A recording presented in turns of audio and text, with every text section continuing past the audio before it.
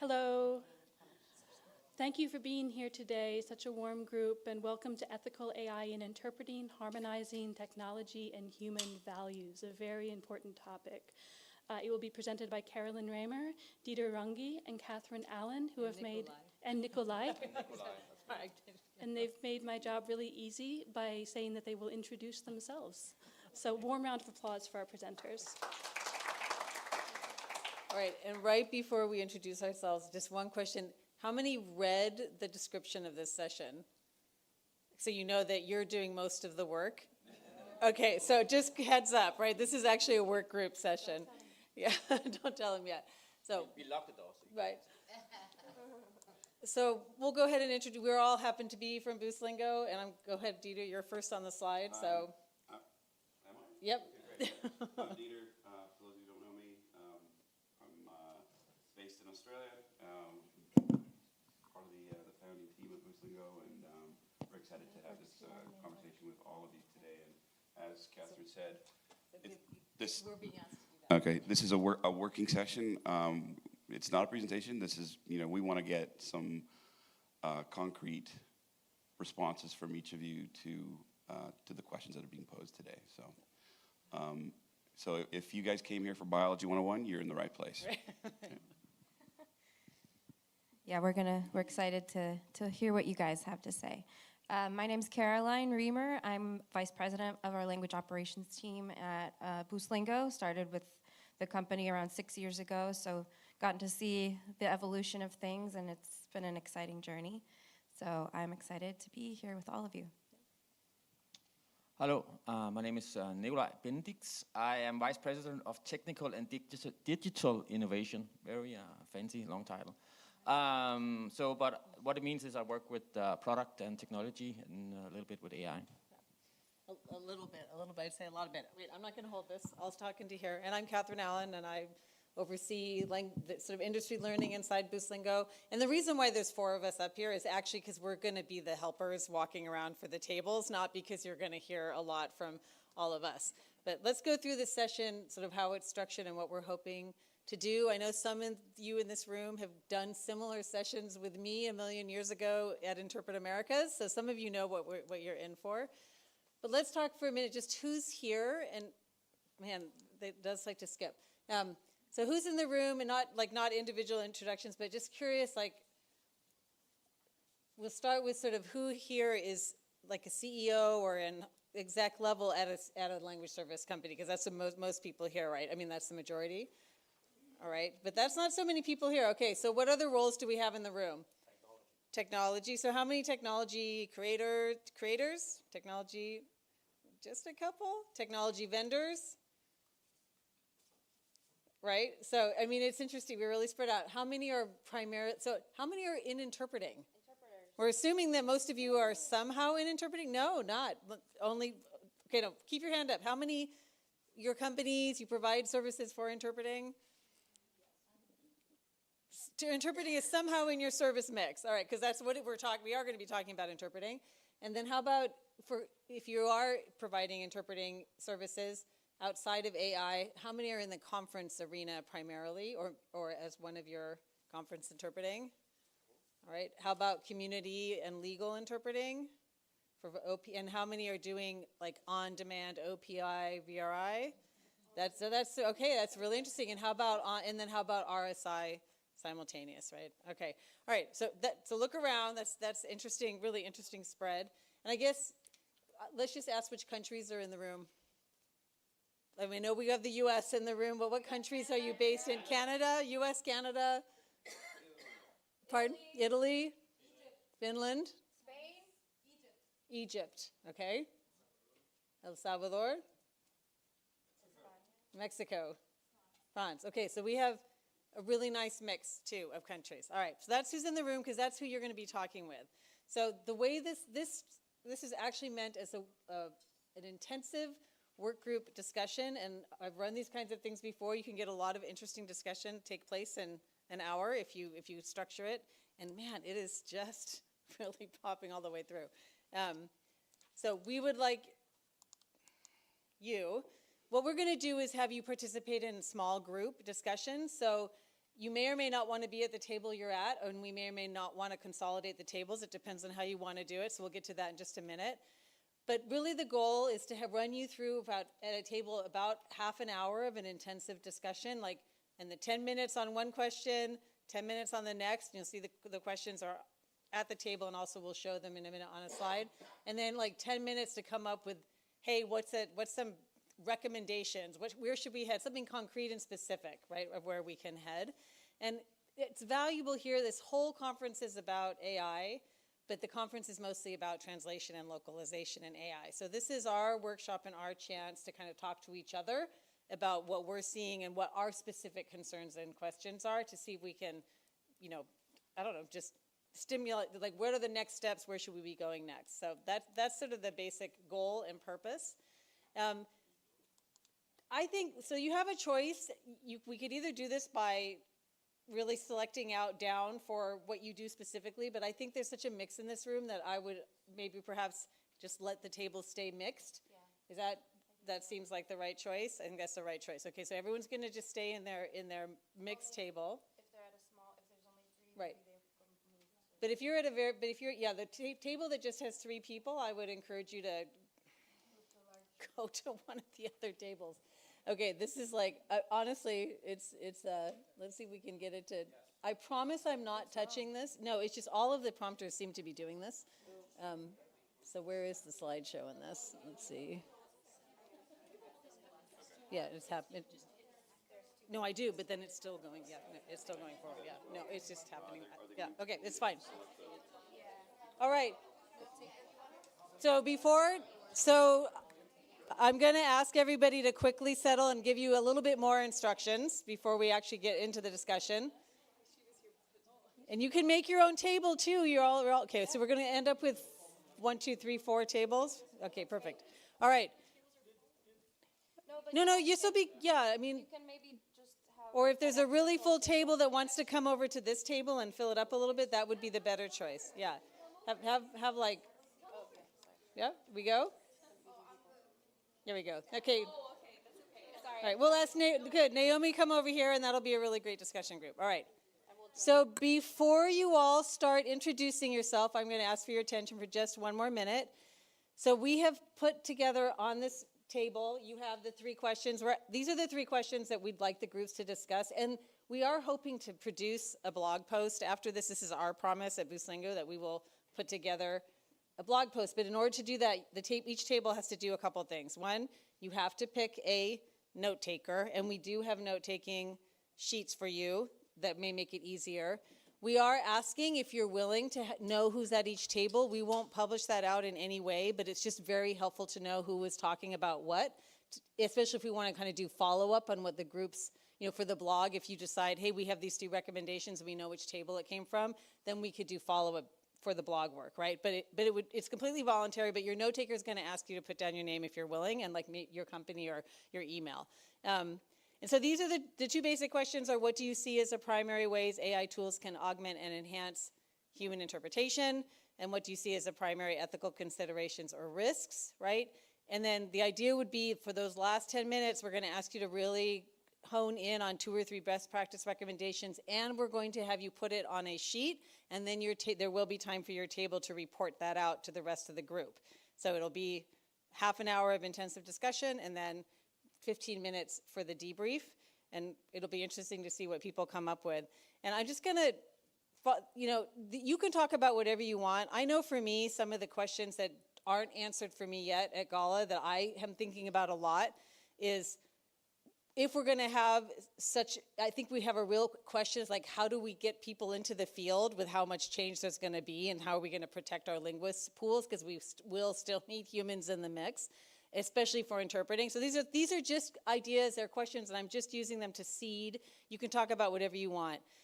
How are we going to deal with client education when we really actually need to start differentiating between decision making and, like, should I use AI, should I use human? It's not a universal translator, but that's what everyone wants. And then I have a question around how do we actually, we talk a lot about ethics. I've worked a lot on ethics. How do we actually realistically integrate that? And my big question around this would be, all of the laws and legislations coming out around the world are mandating human oversight of the use of AI. how do you do that in real-time interpreting? Like, where does the oversight come in? So those are, and I think we will have answers for that. Those are some of my questions. They're just kind of prompts. So each table, you guys decide what you want to focus on through the questions, and we're going to come around now and pick a note taker and get you going. So, and we'll leave the questions up here as well. And now it's your turn. Yeah, like that? Yeah, who's going to be note taker, right?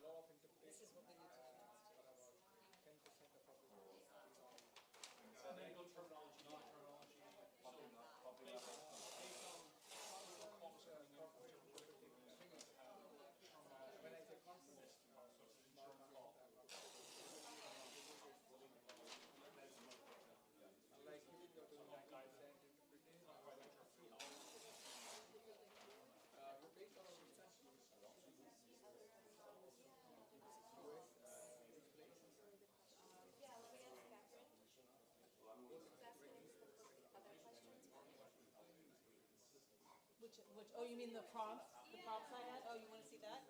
Oh, we don't have to. Are we responding to those? Yeah.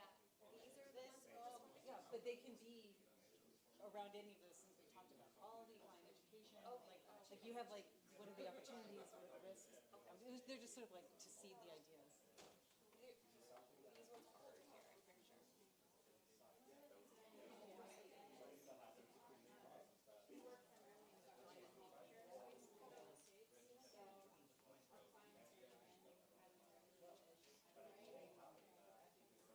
these ones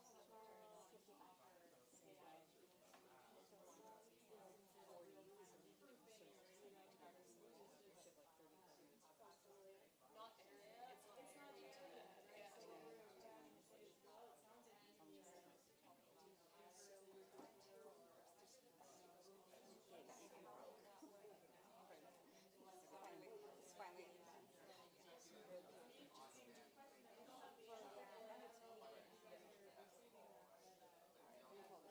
I'm pretty sure. Yeah, see you? Not there. It's not they're tighter budgets, but a lot more like scared of machines than pushing it is what we're doing. Which is interesting because I could see in the States that they're like, well, we know this exists, so how is it going to, like, where are the efficiencies going to be improved?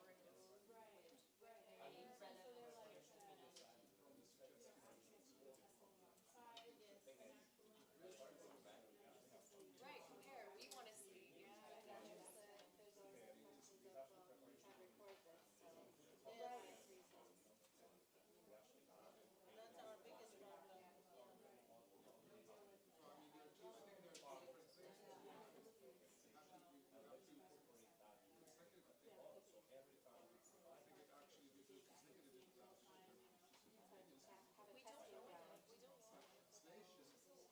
machine retention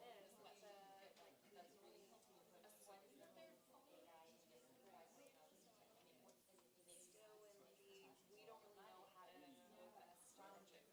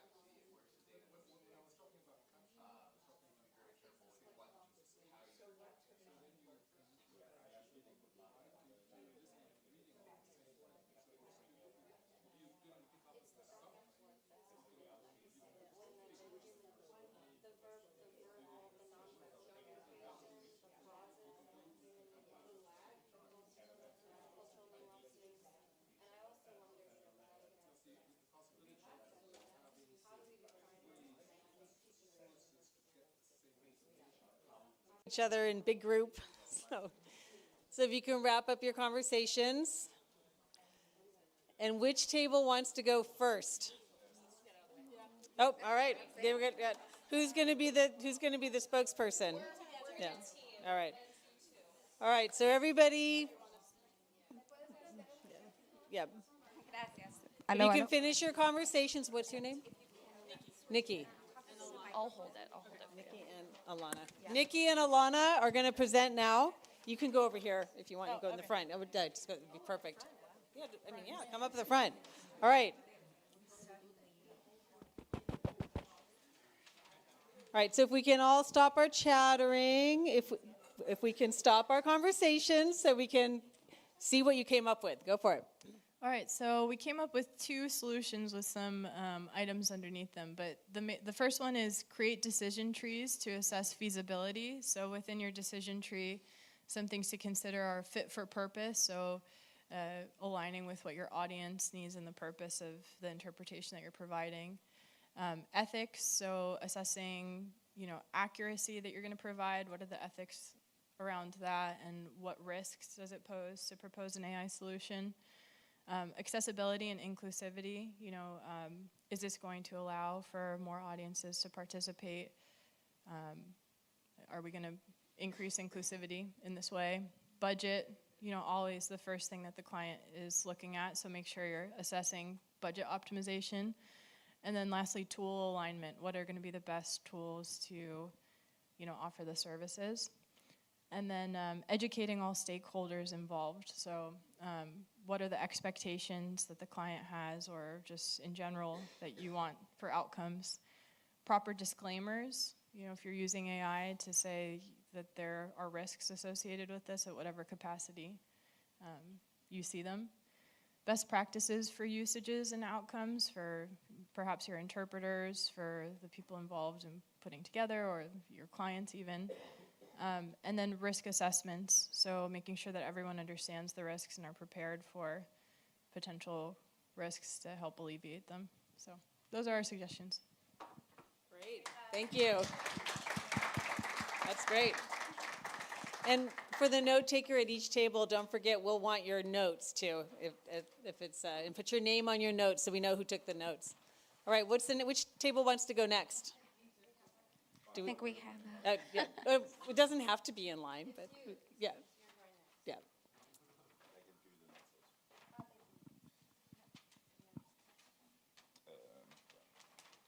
shout. Thanks, Bill. All right, thanks. So we talked a little more about maybe solution also, not necessarily recommendation, but we started talking a lot about glossaries, tailored glossaries, where AI can definitely start helping interpreters right away.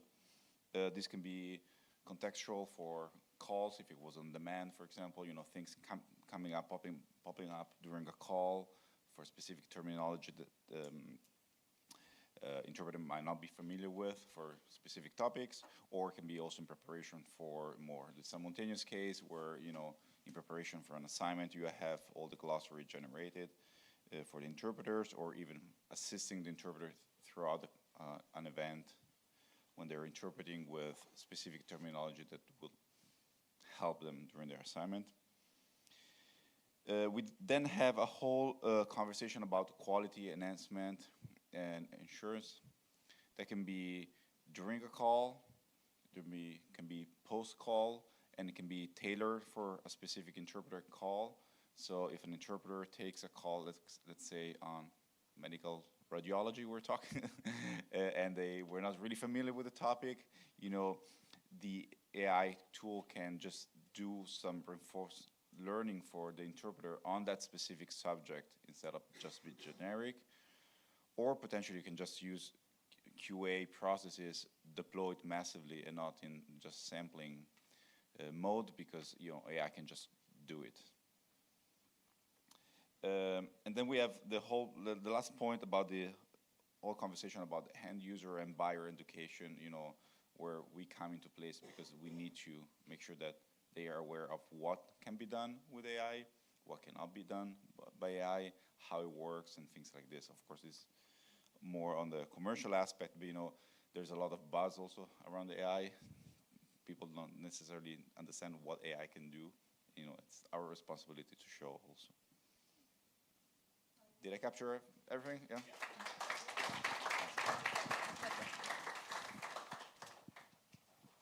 All right, I have some questions at the end, I think. Next table, I guess, are we going in a row? Either you guys can go or you guys can go. Or do we just, okay, Gonzalo, all right.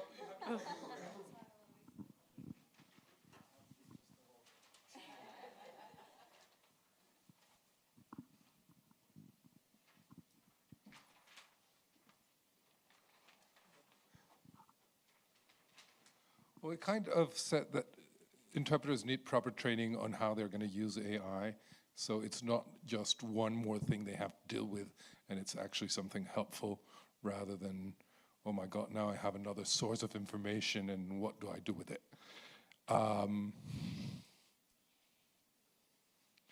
So it enhances their work rather than completely.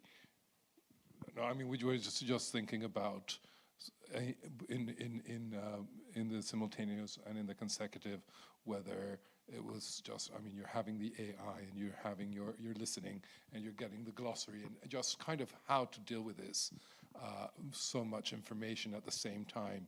It's fast enough as it is, and you kind of need that. The second one was to manage expectations for everyone involved, for all the stakeholders. What can the AI do? What can it cannot do? In what circumstances will it do it? In what circumstances will it not? With what language pairs? It's not the same depending on the language pairs. So just kind of really for interpreters, for end users, for clients, when yes, when not, and how that can work. And use it as a universal language detector. And we were talking about how it's sometimes difficult to find out what language a person is speaking in on the demand arena, and that would help. But that doesn't mean that it might end up being a language that AI is not producing a good outcome. So it's probably just to say, oh, don't use me. That sort of thing. I think that was it for our recommendations. I like that. Use the AI to set its own boundaries. Right? It's seriously a good idea. So, last table, who wants to present?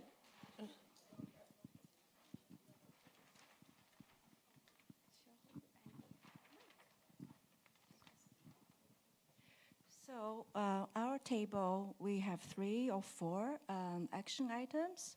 The first one is to identify the criteria when, what is the low risk, why, what is the high risk, when, we cannot use AI, when we can use AI for interpretation in collaboration with the clients. That's the first one. Second one is we are very business oriented, the pricing model, right? I think one of the challenge that is difficult to apply AI interpretation is the price, right? Clients want to pay less, but provider have other costs. It's not only the direct cost, there are indirect costs. So it is important to have like a cost model. The third one, I think, is to I couldn't read the second. Oh, yeah, the third one. Okay, actually it's from me. So it's a hybrid model. For example, you use AI interpretation for some low risk, non-life-threatening situations, but you have one human in the loop. For example, if the interpretation goes the other direction, opposite direction, the human interpreter will intervene. I used to have 3 interpreters, now maybe you just have 1. The fourth one is to use AI to simplify, streamline your business processes. For example, to analyze your data, to rank your interpreters, to analyze the feedback on the interpreter. So streamline the process. I think that's all.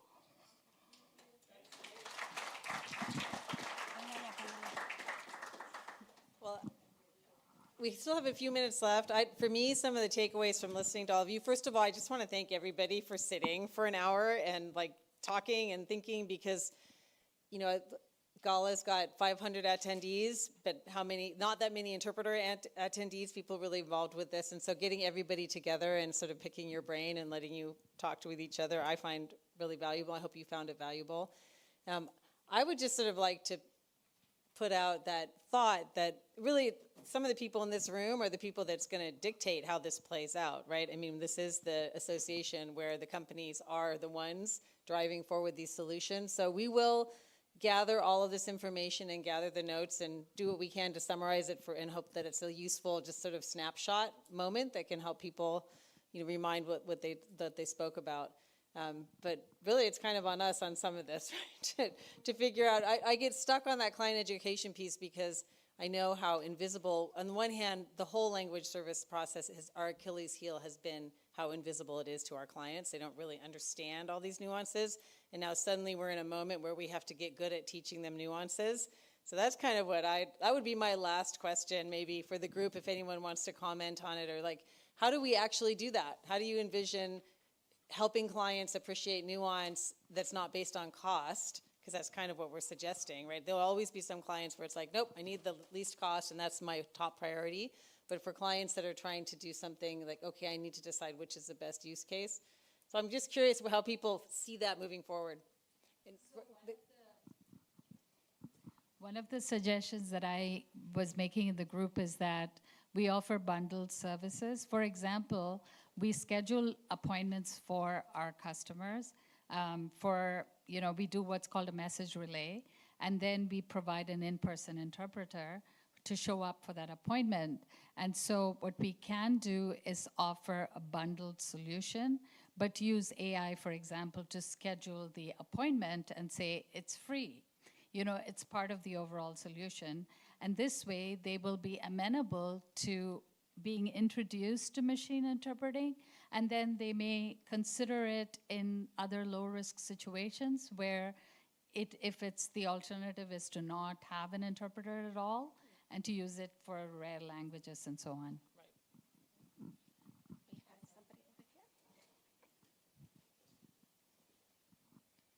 So to add to that, this is something we discussed at this table as well, is how it's the experience that really gives you the information that you need. And even as we were discussing, sometimes we weren't really sure. I mean, I wasn't at least really sure that we were talking about the same thing. Everything is evolving really fast. Do we have the words to talk about it?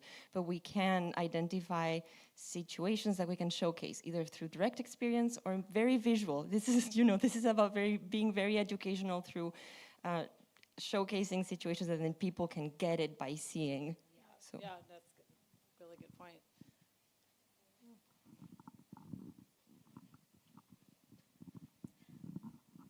So one of the concepts that we spoke about was actually introducing the AI technology. It's an opportunity to actually educate. So speak slowly, repeat. So we can start educating both on the AI front and on the live interpreters. And I think we could use the technology to do that. I thought it was a great discussion at this table. Yeah, great discussion. And I also wanted to ask Nikolai and Dieter and Caroline, since I've sort of moderated this, but to come up and share any final thoughts, because you were at some of the tables as well. I mean, if you have final thoughts to share, and otherwise, we'll go have lunch. But any, nope, yes, Caroline? Okay. I just want to say thank you to everyone. You guys are amazing for your feedback. Enjoy your lunch, and it's been great to be here with you all. Yeah, thank you.